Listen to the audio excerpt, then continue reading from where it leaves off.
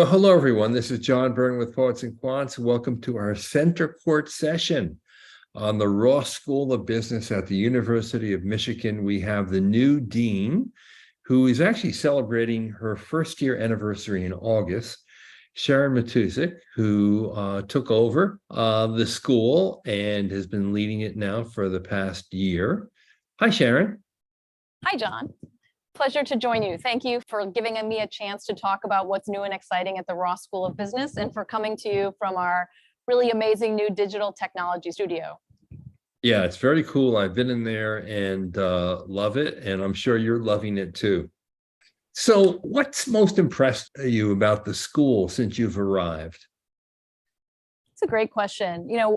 I would say without exception, the academic excellence and the drive among students, faculty, and staff to really do big things, solve big questions, make a big impact, whether that's academic, social, economic. There's just a lot of people here who are driven to do big things in a big way. And that's actually one of the things that drew me to Michigan Ross in the first place. When I think about my field, strategy and entrepreneurship, some of the biggest ideas in that field came out of Michigan Ross. And coming here and getting to know the faculty, staff, and students, you realize that that drive is really across everything that we do. So that's been, just really, really exciting to be part of that community. I know a couple of years ago, we named the Ross MBA program the program of the year, and primarily because of the innovation that continually occurs at Ross.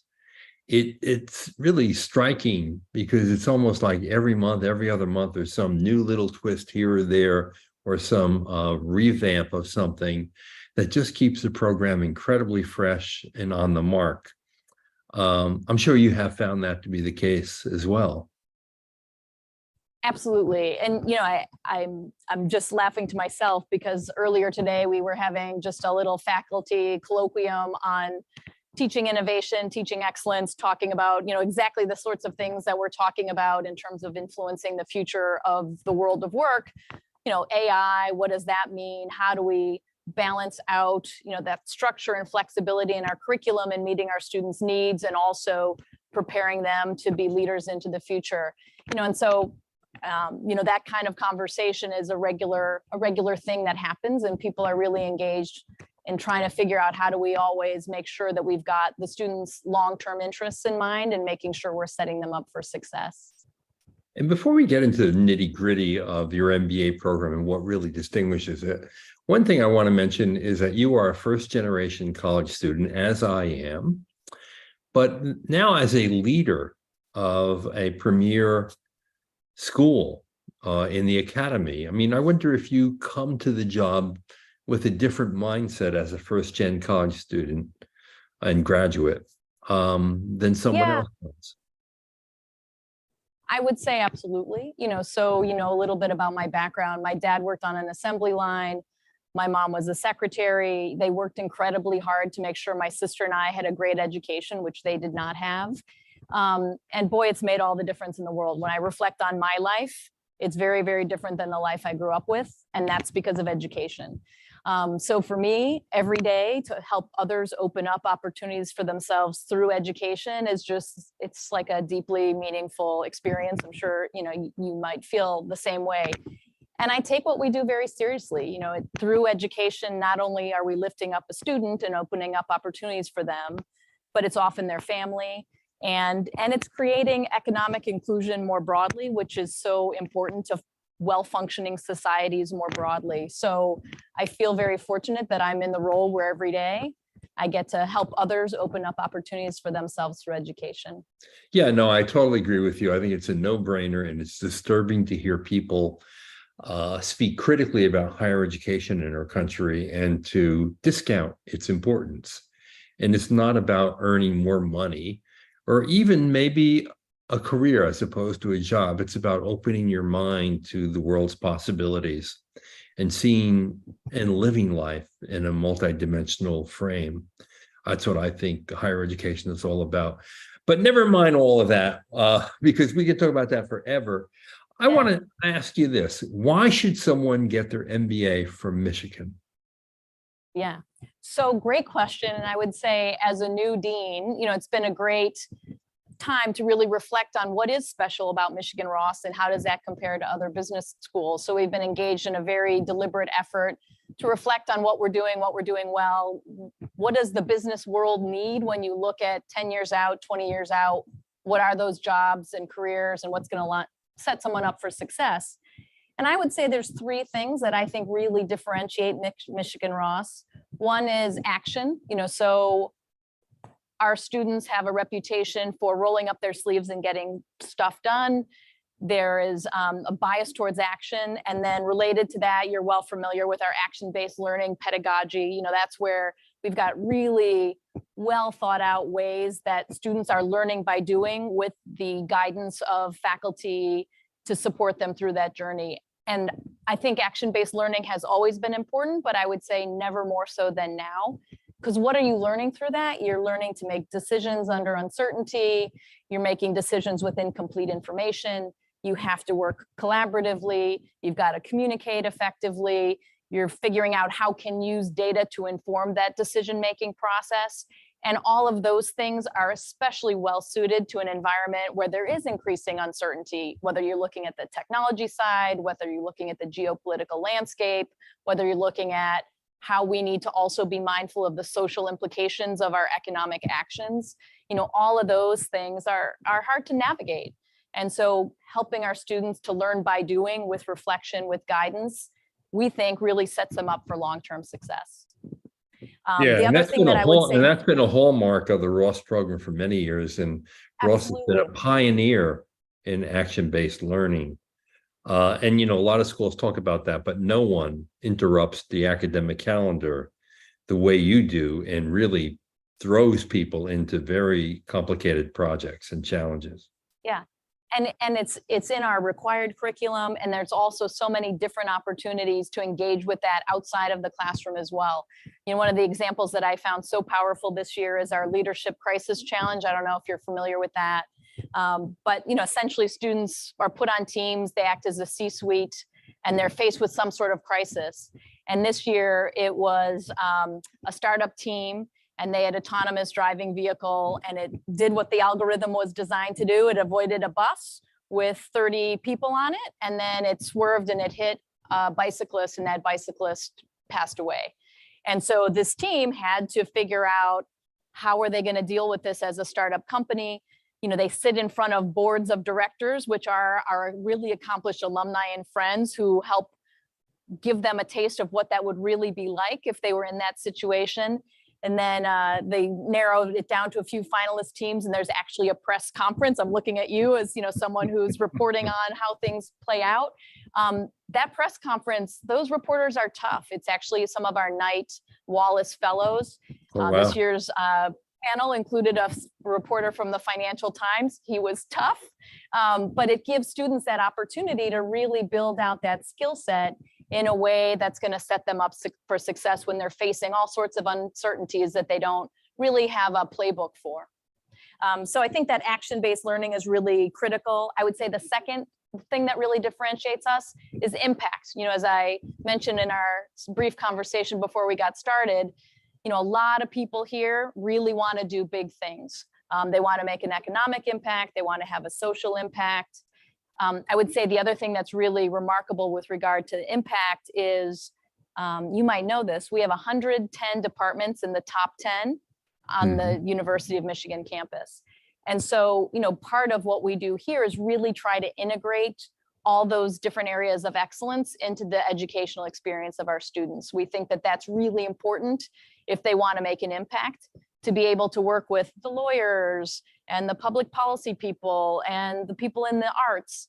How do we bring all those people together to address some of the biggest challenges of the day? So that impact is a big piece. And then the third thing that I think really differentiates us is community. That Go Blue pride and affiliation is really something that is over the top, and I mean that in the best possible way. Our alumni are so engaged. They're so interested in reaching back and helping those coming behind them in a very authentic, true way, not necessarily just an instrumental way. And so I think action, impact, and community are things that really set Ross apart. when we look at some of the other elite business schools that are out there. That's great. There are a lot of different challenges schools are facing today, including probably how to address certain topics that have become either very hot or very much in demand. Sustainability, business analytics, diversity and inclusion, artificial intelligence and its impact in the future on the way we live and the way we work. I wonder if you might just go down that list, starting with sustainability or business analytics, whatever one you want, or diversity, and tell us where you think the Ross School is right now and where you want it to be. Yeah, well, I'll start with the first one on your list, sustainability and climate. This is back to this theme of impact. There's a lot of people here who care deeply about these issues of sustainability and climate, from the student perspective, from the faculty perspective, from the staff perspective. And this is an area where I think being part of such a large, excellent university really helps us in terms of how we're trying to make that impact. We have a lot of dual degree students that they're working on their MBA. They're also getting a master's degree in sustainability for our School of the Environment and Sustainability. We have a number of institutes and centers that cut across different areas of the university. So our URB Institute brings together students from business, sustainability, law, public policy, and helps them engage in all sorts of different activities so they can make an impact while they're here, and then also sets them up for long-term success. And then even more broadly than that, you may know we have a new president who started this past fall. He's very engaged around sustainability and climate solutions. And so there's a huge campus-wide effort to bring together all the different deans across the campus to figure out how does Michigan Ross and Michigan more broadly really make an impact in this area. So, to me, it's really exciting to be part of an institution where, we see it really, if you think about kind of concentric circles, a lot of action going on within Michigan Ross, a lot of action going on with regard to dual degree students, joint appointment students, but then even beyond that, to have our university presidents really excited about this and moving initiatives forward where Michigan is drawing on all its areas of expertise. I think that's an incredible environment for our students to learn in, and is going to create those kinds of connections that will help them long-term if this is a space that they want to make an impact in. And so that's sustainability. I would say there's parallel movement in really all of those areas. Technology disruption, whether that's generative AI or, different forms of technology advances that not only have technical implications, but social implications for business model innovation, all of those sorts of things. We've got centers and institutes that cut across areas that are really pivotal in terms of addressing some of those considerations. And then diversity, equity, and inclusion as well. One of the things that we're especially proud of at Michigan Ross is this past year, we brought in 3 tenure track faculty who have research interests and expertise in that inclusion and equity space. So not only are we doing all that we can to increase the diversity represented in our community by pipeline programs, things like that, not only are we working to improve the inclusion in the experience that our students and faculty staff here at Ross, but we're also trying to make sure that we are thought leaders in this space so that our impact goes beyond just our community and extends beyond organizations more broadly. Right. And then, of course, business analytics. And business analytics. I mean, we have a master's degree in business analytics, and the applications are just through the roof. So this was the first graduating class, and we've got a second class coming in. We're holding it to one section for year 2, just to make sure we fine tune that curriculum. But we've seen a really impressive growth in terms of the number of applications in that program. And so, we're really excited to be able to build out our student skill sets in that area. And then, of course, throughout all of our programs, they learn the fundamentals of analytics across all of our degree programs. Great. It's just generally understood that the MBA, the full-time residential MBA in America, feels to be like a mature product today. And I wonder if you might talk about the enduring value of that degree and why it remains so valuable to many people.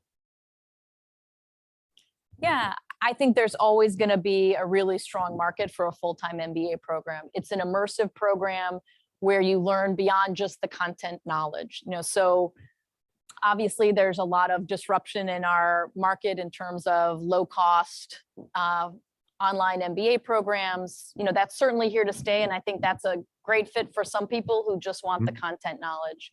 But you think about that full-time MBA, it's an immersive experience where you're getting not only content knowledge in a way that you're fully engaged with, but you're interacting with an unbelievably stellar peer cohort. You're interacting with faculty who are truly thought leaders in their field. And you're involved with all of these experiences beyond the classroom that it's hard to really imagine all the depth that goes along with that. I gave the example of the leadership crisis challenge. Like those sorts of experiences are in every area of our operation. And so by being here as a full-time student, you're getting that depth of experience that is really hard to capture in something like, a content-only online program. So, we're really thrilled that we've seen, if you look at the profile of our students coming in the door, like they're just a stellar group of students. So we see continued really strong demand for that full-time MBA program in a way that gives students a very deep experience that sets them up for long-term success. One aspect of MBA programs that I always think is extremely important is personal development. You can go to any other part of the academy in any other field, and you don't get personal development. And a business school really makes you an efficient, collaborative leader in a way that no other discipline does. Can you talk a little bit about how you do that at Ross? Yeah. So we have a lot of activities focused around leadership. You might be familiar with our Sanger Institute for Leadership. So there's a whole set of offerings and processes that not only are in our curriculum itself, but also wrap around the curriculum to help people with that self-reflection, help them figure out what is it that they want to do in terms of having an impact in the world, and then helping them to get there. One of the things that I think is especially interesting over this past year, you're talking about innovation at Ross and the fact that we're continually elevating what we're doing. One of our faculty, Andy Hoffman, whom you may know, he wrote a book and developed a course called Management as a Calling. And so he did a special retreat with students around that. So it's really getting them to reflect on management as a profession, as a calling, and as something bigger than just what is the job in front of me right now. So that's, something that I think is really powerful in helping students, really get to that point where they're being thoughtful about not where do they want to be 10 months from now after they graduate, but 10 years from now. Like, what is that kind of impact that they want to have? And so using the experiences here to get them to that point, I think is a really critical part of their development. And then, of course, we do all the things that you would expect in terms of building in really deep experiences around collaboration. So it's not just, hey, teams are important, you're on a team, make it happen. It's giving them specific state-of-the-art insights from research on how do you do that, how do you do that effectively. Similarly with communication skills. So not only that content knowledge, that technical content knowledge, but all of those other pieces in terms of what is your purpose, how do you collaborate with others? We live in a world where you never have all the answers yourself. You need to work effectively to make things happen.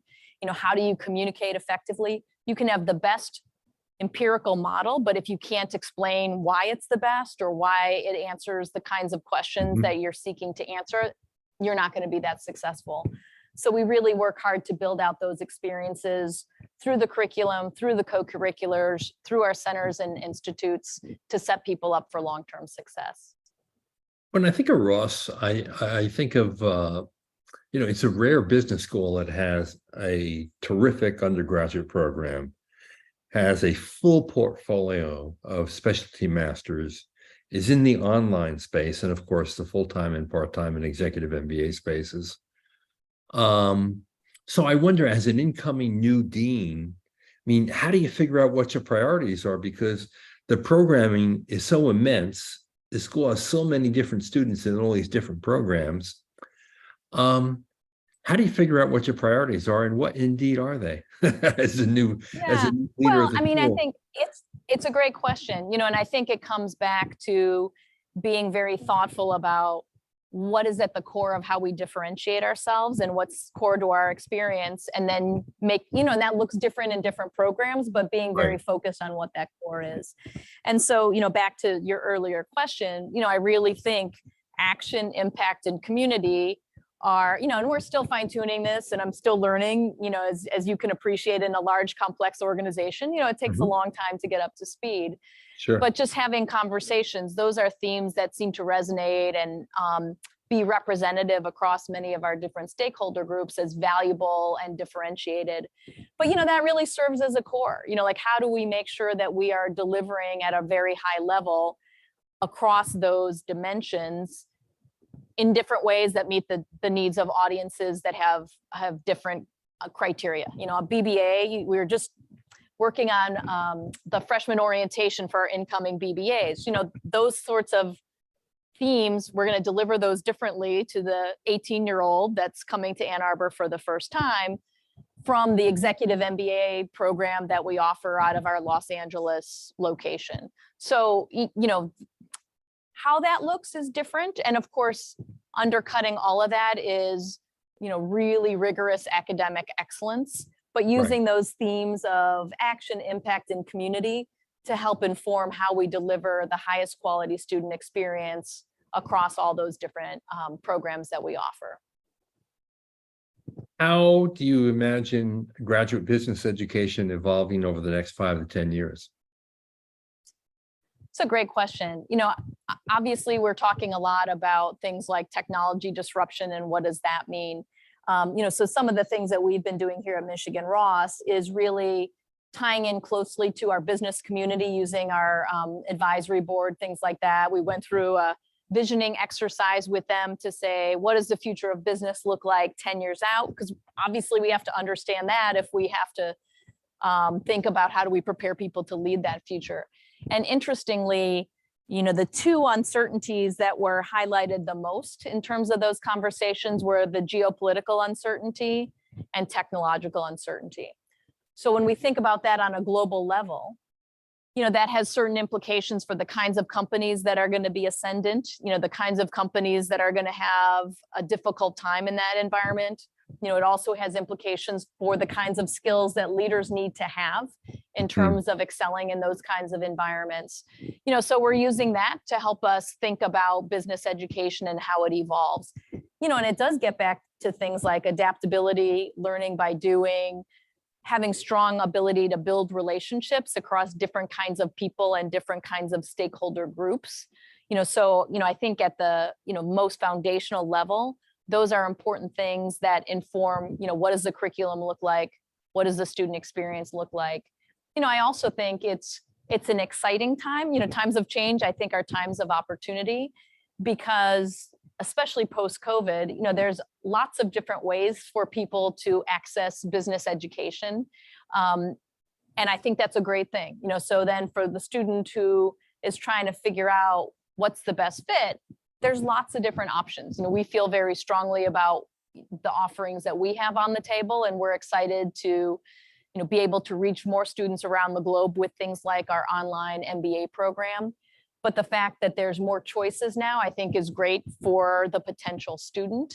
And I do think that for us, leveraging the excellence across our University of Michigan campus is something that positions us very well for that future, because when I look at that future, it's a future where you're not going to solve the challenges of the day with narrow stocks of knowledge, but you need to be able to draw across areas to bring to bear the solutions that are going to help us with climate, with technology disruption, with economic inclusion. So the ability to work across different knowledge stocks, different areas of expertise, different backgrounds, I think is really important. So I'm very excited for what we have to bring to the table when we look at that future 10, 20 years out, which is characterized by much higher levels of uncertainty, much more complexity. Having those business skills and a business school experience that allows students to excel in that future, I think is really valuable. How does a would-be applicant, a prospective student, know whether or not they fit with the Ross MBA? I mean, fit's such an intangible part of the experience and the evaluation. I wonder what advice you might give to would-be applicants to MBA programs in terms of determining whether the school has a right fit for them. Yeah. Well, I think if they can come, they should come visit us. I think that it's, that might sound a little trite, but boy, I feel like if you come to Ann Arbor, you'll get a great sense of what our community is. And, maybe that's not for everyone, but it's like, I feel like there's a real Midwestern vibe here. And I mean that in the best possible way as someone who grew up outside of Chicago. So, so I take that to heart. I think there's a humility about us in terms of, we roll up our sleeves to get the job done. We tend to elevate others and value others' perspectives and, give credit to the team. That humility, I think, is very much a part of our ethos here. I think we have that kind of hardworking work ethic that's part of the Midwestern value system. And boy, the community here is just like so amazing. The faculty and staff are just really top notch. The students are top notch. Our alumni are so accomplished. So, I think coming to Ann Arbor, getting a feel for that, and how people are connected, I think is one way to help get a sense of whether Michigan Ross is a fit for you. And then I would go back to some of the themes that we talked about earlier. Our focus is around action, impact, and community. And if those are things that people value in terms of working across a broad community of really exceptional people, I think Michigan Ross is a really great place to be. Terrific. Well, listen, it's been a pleasure to finally meet you. I can't wait to meet you in person. And thank you for spending your time with us. Yeah, likewise. Thank you, John. All right. This is John Byrne with Poets and Quants. We've been speaking with the new dean at the Ross School of Business, Sharon Matusik, who actually is a second deanship. She arrived from the University of Colorado at Boulder and the Lead School, where she was dean.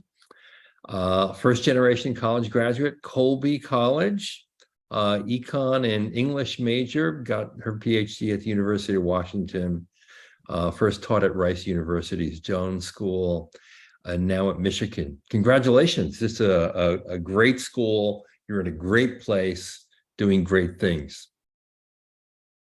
Thank you, John. Really appreciate the opportunity to talk with you. And for all of you out there, you've been watching our Center Court session on the Ross School of Business. Thanks for watching.